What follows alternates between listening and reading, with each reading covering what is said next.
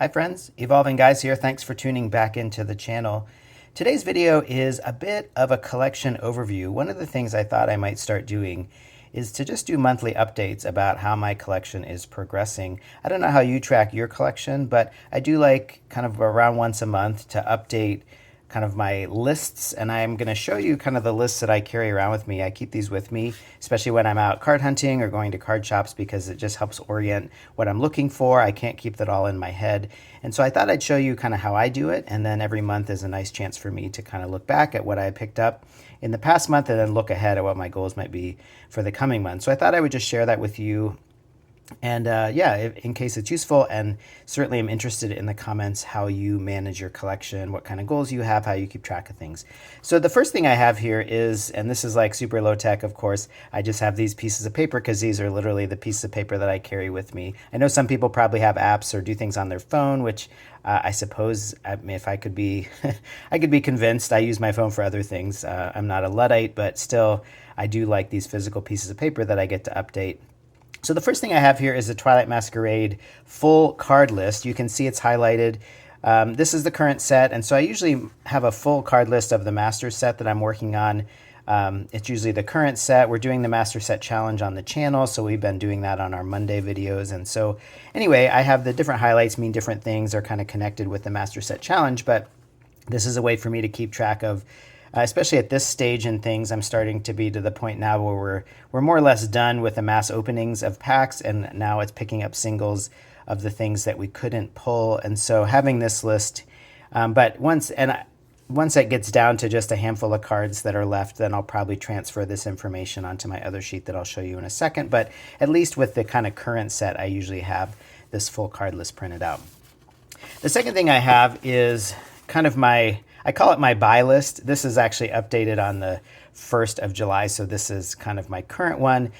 I do collect Elite Trainer boxes. My long-term goal is to have one each of every ETB. And one of the exciting things I'm actually happy to report, and I'll set this aside just to show you, one thing I picked up this month is a sealed Cosmic Eclipse Elite Trainer box. So I can zoom maybe back just a second here. So this is Cosmic ETB. I picked it up from StockX, and I think they have the sticker here to prove it, right, that they verify it. So I picked this up on StockX. It's my first purchase on StockX. It went well. I checked StockX a while back for some of these vintage ETBs that are, obviously not showing up and kind of around when you're looking for things. Even I check antique stores and vintage stores and vendor malls and places like that. And, it's just very rare that you're going to see a product like this pop up. And so I set some alerts. Honestly, I kind of thought StockX, because when you add some of the fees and things that they charge, I thought it was getting a little expensive. And also just some of the ask prices for the things that I was interested in were pretty high, which I can understand. If someone has one, they want to get a good price for it. But I got an alert that there was a Cosmic ETB that was actually quite reasonably priced. And so I jumped on it. I got the alert, so I was able to turn around really quickly, double check that everything looked okay. And so I went ahead and bought it. I think the way StockX works is once it's purchased, then the person who has it sends it to StockX, and then they verify it and they ship it out to you.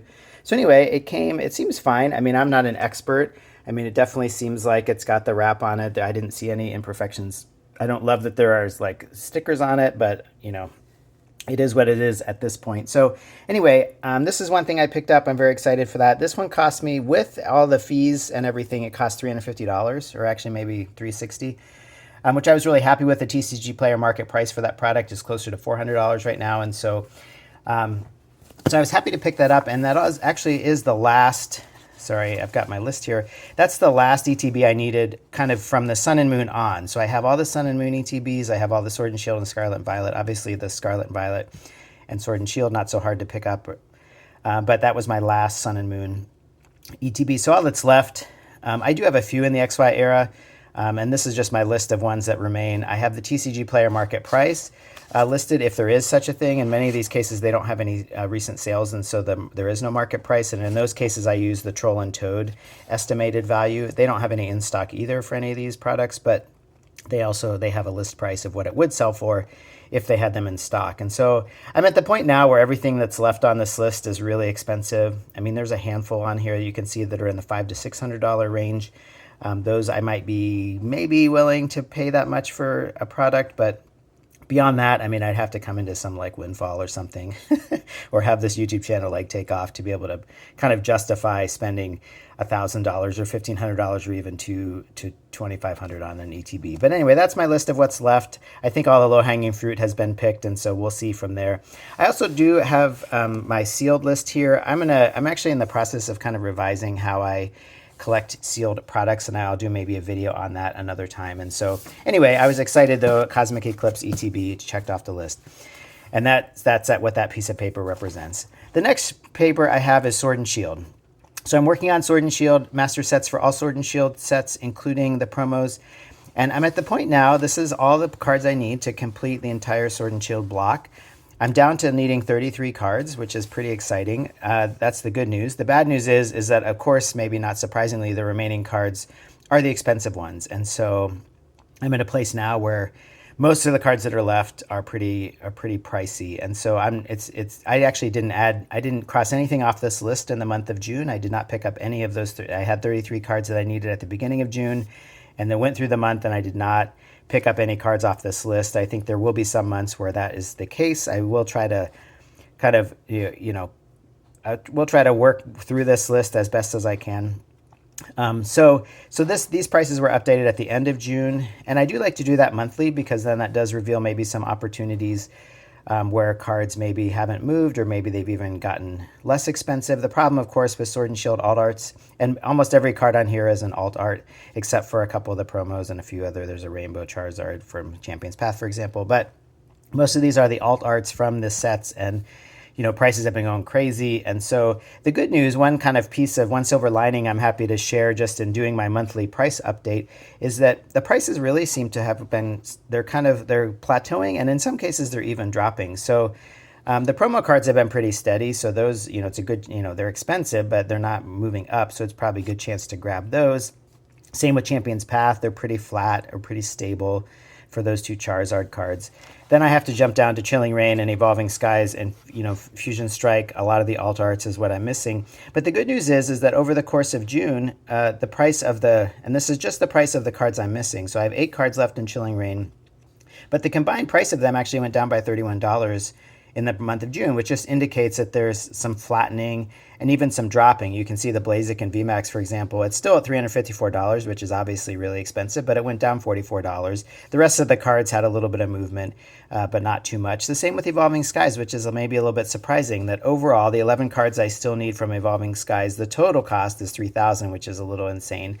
But the fact that the prices cumulatively of these 11 cards only went up by about $50 compared to previous months where they were going up hundreds and hundreds of dollars. So hopefully maybe things are flattening out or cooling off just a little bit, and you can see specific cards, even some of them in fact even went down, like the Leafeon V alt art went down $2, the Glaceon V went down $1, the Espeon V went down $24. So it's not a uniform story of everything just continuing to skyrocket. So this might be a moment, if there are some of these cards that you're willing to pay that price for, to grab. And I've highlighted, the highlights just are cards that I might target because they're the lowest. I mean, of the remaining cards, they're the lower hanging fruit, like the Zeraora V and Chilling Reign. It's only $51 and it's gone down $11, so it's probably a good moment to snag that one. Same with the Mew V. It's gone down $14 and is sitting at $44. So again, thinking of low hanging fruit.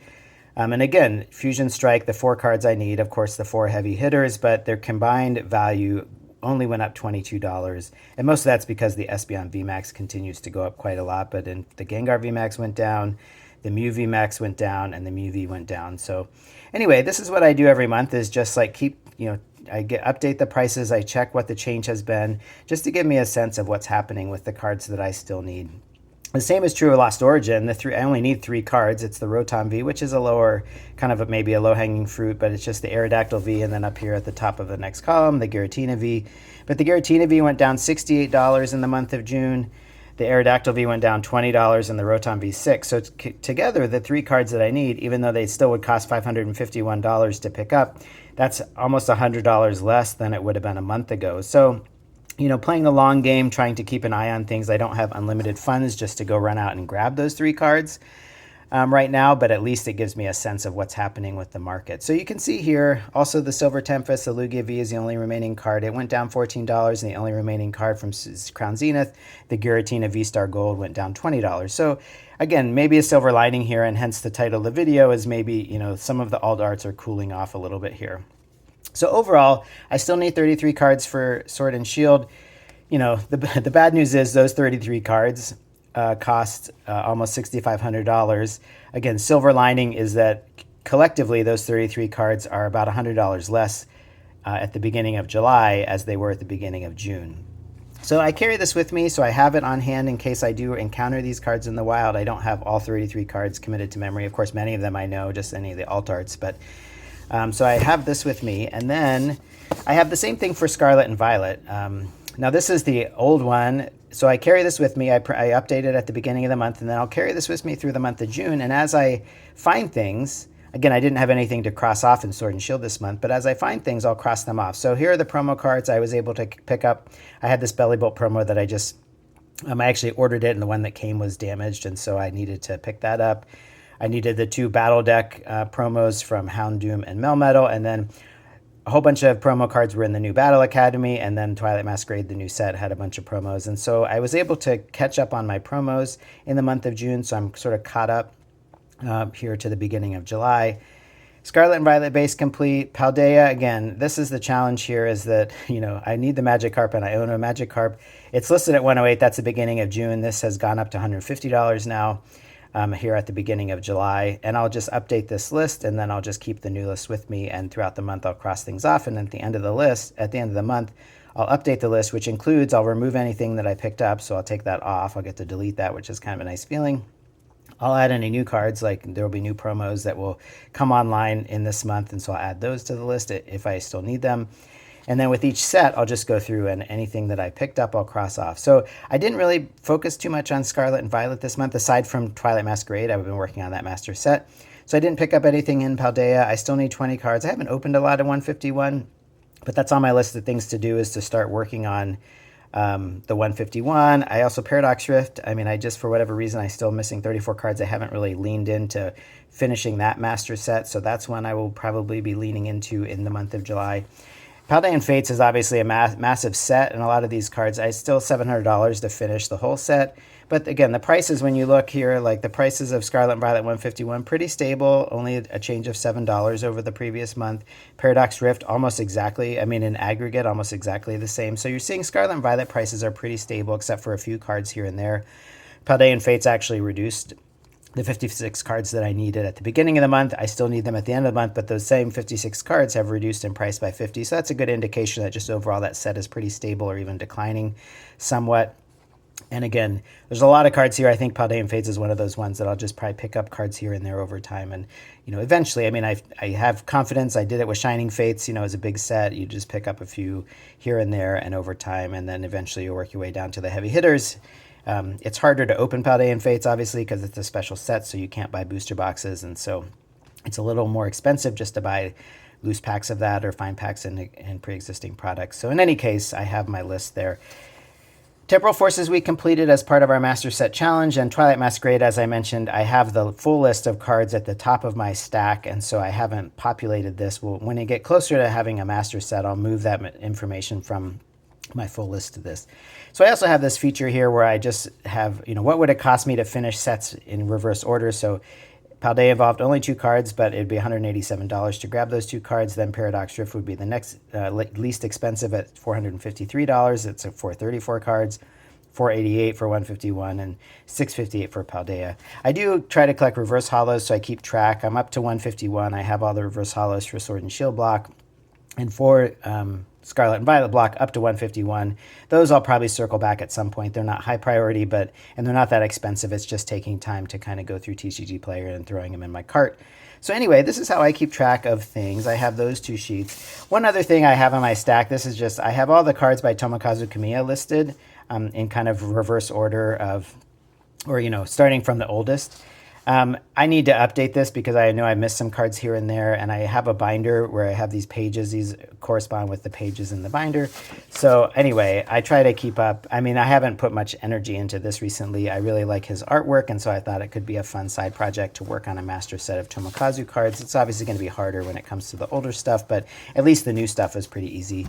And if I'm ever at a card show or looking around, then one thing I can look for besides just the cards I'm missing for my master sets, if I'm looking for vintage, I'm not building any vintage sets before Sword and Shield, but I can, if I'm looking through just a random set of cards, I'll always keep an eye out for Tomokazu artwork, and if I don't have that card, I can add that to my collection. So those are the pieces of paper that I carry around with me. That's how I sort of keep track from month to month, and again, it's that time now where I'm going to update each of these. I'll print out the new version and I'll carry that with me for the month of July, and I'll cross off the things as I need to. And then at the end of the month, I'll do that all over again. So that's how I do it. I'm curious how you do it. Again, I hope that this is interesting, if nothing else, in just how you manage your collection. So I think one of my goals and I don't think I have too many sealed goals. I might try to pick up some Temporal Forces and some Twilight Masquerade, and I think I'll do a separate video where I talk about my approach to sealed collecting. But as far as singles go, obviously going to continue to work on the Twilight Masquerade Master Set, mostly through buying singles at this point, probably all the low-value singles up to the big three. And then, again, sealed stuff, I think I'm probably in a holding pattern because I have most of what I'm after except for the new stuff. And then, Sword and Shield, again, there's a handful of these lower-value cards, the Mew V at 44, the Zera Aura V from Chilling Reign at 51, and Rotom V at 40 and Lost Origin. Those are probably the three cards if I were tempted to buy a single in the month of July to chip away at my Sword and Shield. But I think my real focus for this month is going to be on, I don't love these long lists of remaining cards in some of these sets. And of course we have Shrouded Fable coming out at the beginning of August, followed not too long after in September by Stellar Crown. And so they just keep throwing these sets at us. And I know I'm going to start feeling really behind in Sword and Shield. In Scarlet and Violet. And also on top of that, I think Scarlet and Violet prices are pretty stable. And so a lot of these are not necessarily high value cards. I just need to kind of get caught up with the low value cards in a lot of these sets. And I do have some packs of 151, of Paradox Rift, and of Paldean Fates. I've got them hanging out here in the background. I've got them to open, and so I'll probably do some openings for the channel to get caught up and then start picking up some singles at some of my local card shops. So anyway, that's where I am. Thanks for following along. Really appreciate your support of the channel, and keep tuned in for new videos soon. Thanks very much. Hope you're doing well, and make it a good day. See you later.